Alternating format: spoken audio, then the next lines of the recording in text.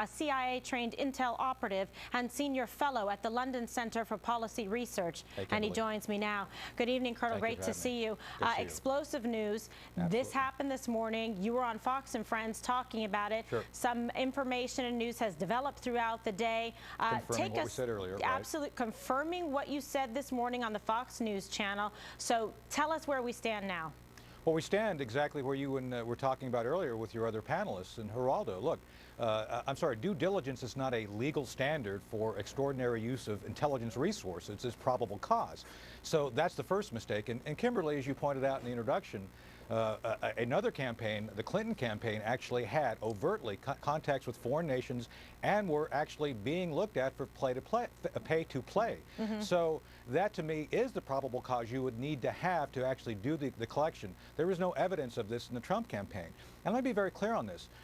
This has been going back. Rumors have been floating around about this since before last summer, actually. The rumor that they would do something extraordinary. And one of the reasons we're seeing this displayed as it is because, Kimberly, President Obama and the Clintons didn't think they could lose. So what I think Mr. Trump is now seeing is he's getting read into new intelligence programs. He's seeing the true capabilities, which we can't get into here. And the other thing that should have been matched with probable cause is there's no restrictions on how much we can collect on foreign powers, to include the Russians.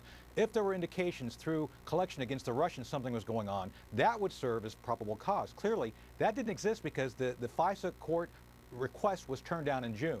This was a fishing expedition using highly technical, highly classified capabilities, which has resulted in, I believe, a major violation of multiple elements of the U.S. 18 code and some other things, too.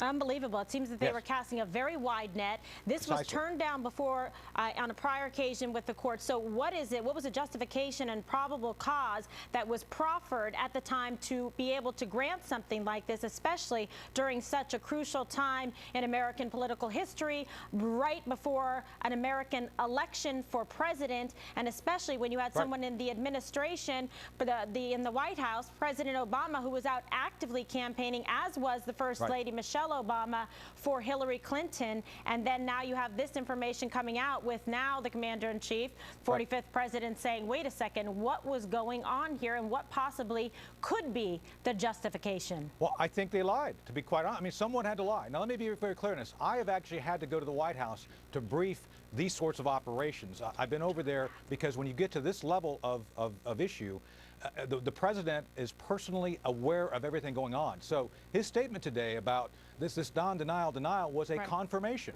So we have to understand that he was involved. He at least was tacitly knowledgeable, and therefore he is responsible. The buck stops with him. So I think we have to start with that premise. The president knew. When did he know? What did he know, and why did the justification go forward, knowing full well this was a quote-unquote due diligence, not probable cause issue? That's something that has to be resolved. And there's some information also that we saw today on Twitter. Jon Favreau, Obama former speechwriter, issued and wrote this statement out, and we'll give it here for our viewers. I'd be careful about reporting that Obama said there was no wiretapping. Statement just said that neither he nor the White House ordered it. What does that tell you? Precisely. That tells me there was an investigation that was prompted by someone. Look, Kimberly, the operations I ran, the White House didn't direct, but I sure as heck had to go up there and brief them on all aspects of it and get feedback. In this case, everything going on in the intelligence community, the special operations community, in the Justice Department was all being centrally coordinated by the White House, by President Obama's personal staff. So it is there's just absolutely no possibility President Obama was not fully aware of what was going on, and more importantly, that this was a fishing expedition. There was nothing factual to it.